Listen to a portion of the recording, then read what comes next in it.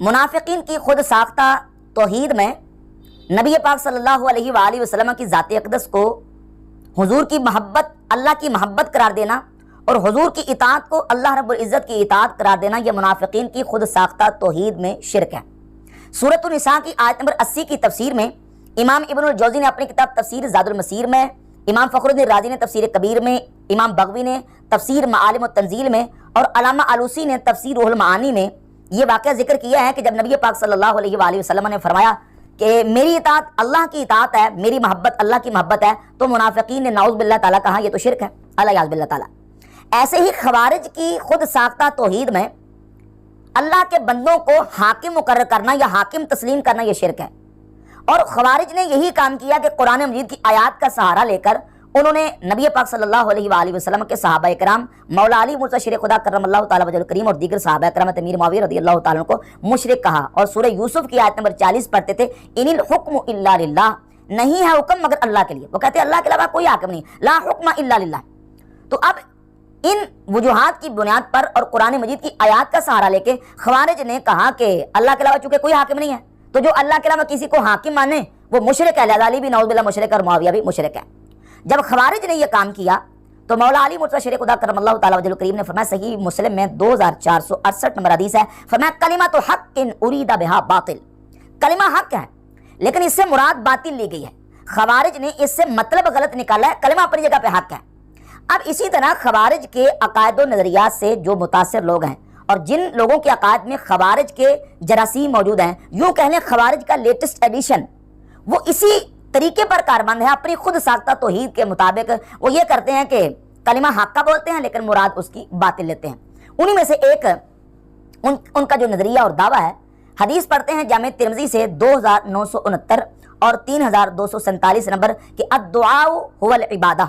دعا وہ عبادت ہے۔ تو کہتے ہیں دعا چونکہ عبادت ہے اور دعا کا معنی پکارنا، تو پکار عبادت ہے، اللہ کے علاوہ کسی کو پکارنا عبادت ہے اور عبادت اللہ کے علاوہ کسی کی شرک ہے، لہذا جو اللہ کے علاوہ ولیوں کو نبیوں کو پکارتے ہیں یہ مشرک ہے نعوذ باللہ تعالیٰ۔ تو ہم کہیں گے کلمۃ حق ارید بہا باطل، کلمہ حق ہے لیکن اس کی مراد باطل ہے۔ یہ مطلب نہیں ہے کہ مطلق نعوذ باللہ تعالیٰ کسی کو پکارنا بلانا یہ عبادت ہے اور عبادت جو ہے وہ شرک ہے، یہ مطلب ہی نہیں ہے اس حدیث کا۔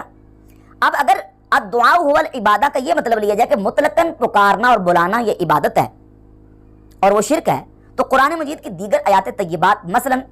سورۃ النور کی آیت نمبر 63 کو دیکھیں، اللہ رب العزت نے ارشاد فرمایا لا تجعلوا دعاء الرسول بینکم کدعاء بعضکم بعضا، کہ تم اپنے درمیان رسول کو پکارنا اس طرح نہ بنا لو جس طرح کہ تمہارا ایک دوسرے کو پکارنا۔ اس آیت کی دو تفسیریں ہیں، ایک تفسیر یہ ہے کہ تم رسول کے پکارنے کو اس طرح نہ سمجھ لو، اس طرح نہ بنا لو جس طرح تمہارا آپس میں ایک دوسرے کو پکارنا، یعنی تم ایک دوسرے کو پکارتے ہو تو جب تمہیں ایک کوئی دوسرا بندہ پکارتا ہے بلاتا ہے تو دل کرے بات سن لی، دل کرے بات نہ سنی۔ فرمایا کہ رسول کے پکارنے کو اس طرح نہ بنا لو، بلکہ رسول جب تمہیں پکاریں تو فوراً تم رسول کی جو بلانے پر پکارنے پر لبیک کہتے ہوئے حاضر ہو جاؤ، ایک تفسیر یہ ہے۔ اور دوسری تفسیر یہ ہے کہ تم رسول کو اس طرح نہ پکارو جس طرح کہ ایک دوسرے کو پکارتے ہو، بلکہ القابات کے ساتھ تم نے رسول صلی اللہ علیہ وآلہ وسلم کو پکارنا ہے۔ تو اب دونوں تفاسیر کے مطابق، ایک تفسیر کے مطابق دعا کی نسبت ہو رہی ہے مومنین کی طرف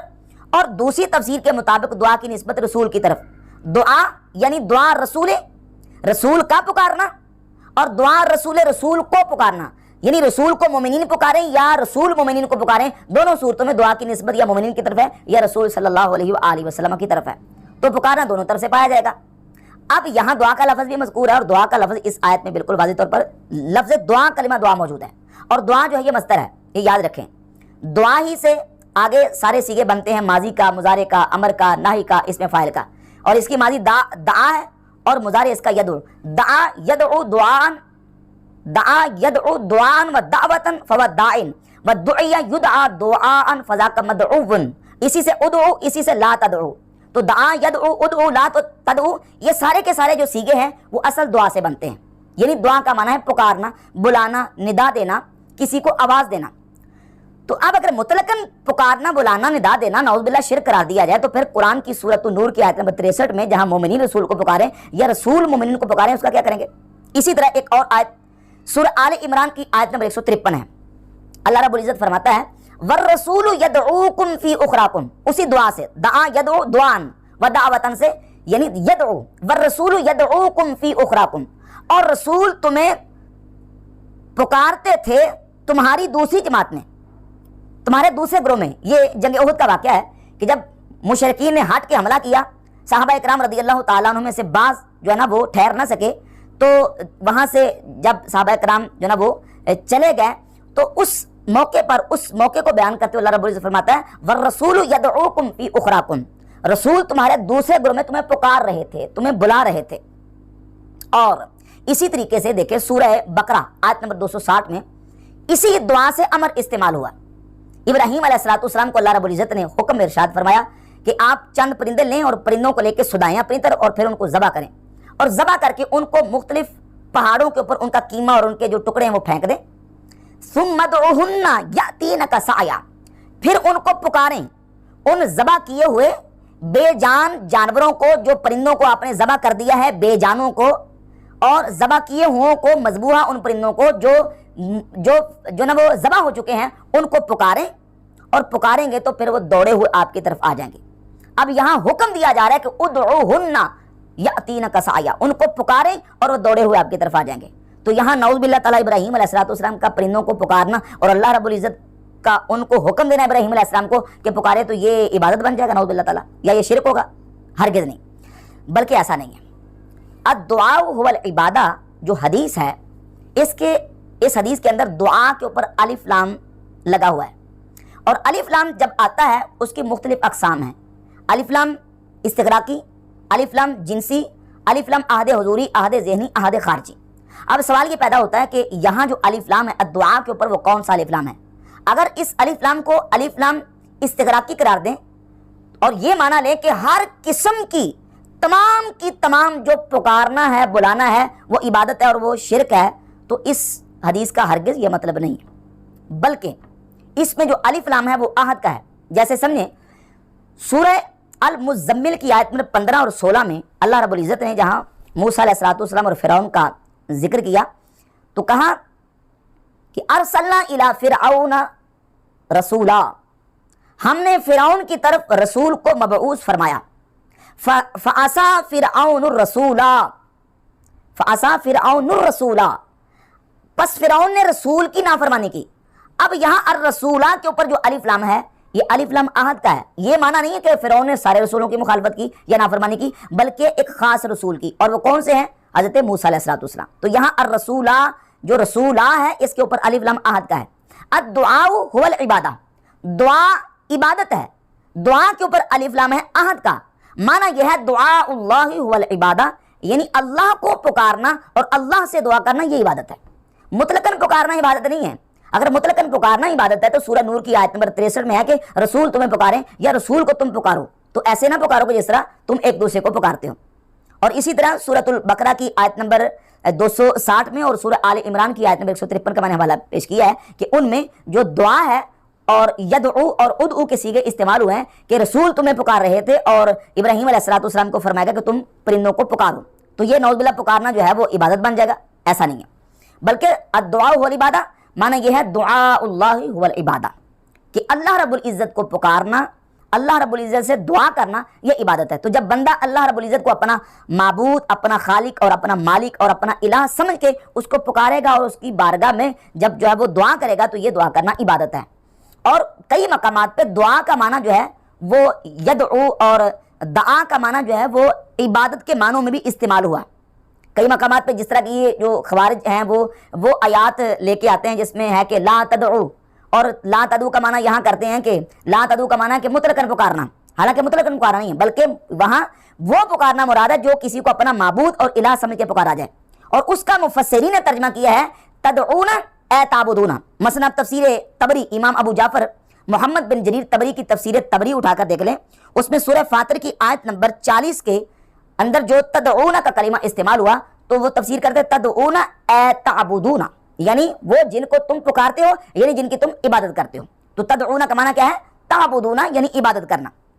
اور باقی رہ گئی ایک بات پکارنے کی، تو مطلقاً پکارنا عبادت نہیں۔ سیدنا فاروق اعظم رضی اللہ تعالیٰ کی ذات اقدس مدینہ شریف میں موجود ہیں، اور مقام نہامند پر لڑنے والا ان کا لشکر جو کفار کے مقابلے میں آیا اور کفار حملہ کرنے ہی والے تھے کہ حضرت عمر فاروق رضی اللہ تعالیٰ عنہ نے اپنے لشکر کے سپہ سالار ساریہ کو آپ نے بلایا اور پکارا دور سے. مدینہ شریف میں رہتے ہوئے خطبے کے دوران عراق میں لڑنے والے لشکر کے سپہ سالار کو کہا یا ساریہ الجبل، اے ساریہ پہاڑ کی طرف، پہاڑ کی اوٹ لو، پہاڑ کی طرف ہو جاؤ. تو حضرت عمر نے پکارا اور بلایا اور ندا دی. اگر ندا دینا پکارنا دور سے شرک ہے نعوذ باللہ تعالیٰ، تو حضرت عمر نے کیا کیا؟ اور یہ روایت بھی بالکل جو ہے نا وہ صحیح ہے اور کم از کم درجہ حسن کی روایت ہے، اور اس روایت کو بڑے بڑے آئمہ محدثین نے جو ہے وہ حسن کرا دیا ہے. مثلا یہ روایت امام بہقی نے اپنی کتاب دلائل النبوہ میں،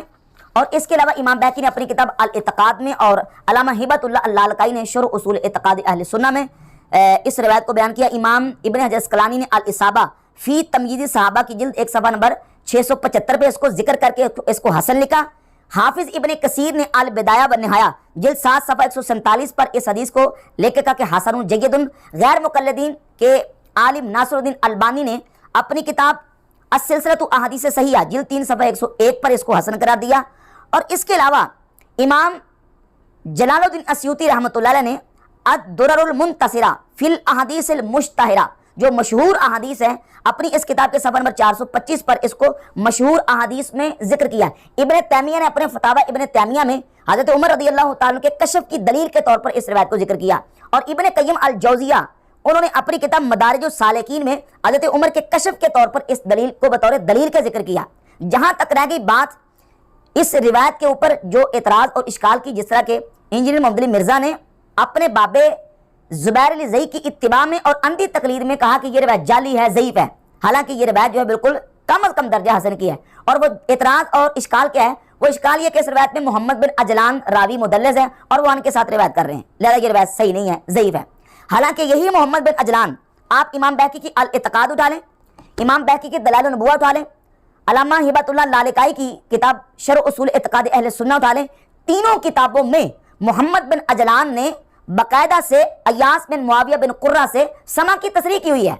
کہ وہ کہتے ہیں مجھے حدیث بیان کی ایاس بن معاویہ بن قرہ نے، لہذا محمد بن اجلان کی ایاس بن معاویہ بن قرہ سے سما کی تصریح باقاعدہ موجود ہے اور یہ روایت بالکل صحیح ہے، کم از کم درجہ حسن کی ہے اور ائمہ محدثین نے اس کو صحیح مانا ہے. اور حضرت عمر فاروق رضی اللہ تعالیٰ کا کشف بھی اسے ثابت ہوتا ہے اور آپ کا دور سے ندا دینا اور پکارنا بھی ثابت ہوتا ہے. اس کے علاوہ بے شمار دلائل موجود ہیں جس میں صحابہ کرام سے لے کر اولیاء اللہ، تابعین، تبع تابعین اور بڑے بڑے امت کے جو اسلاف ہیں ان کا دور سے اللہ کے بندوں کو پکارنا اور ندا دینا ثابت ہے. تو نعوذ باللہ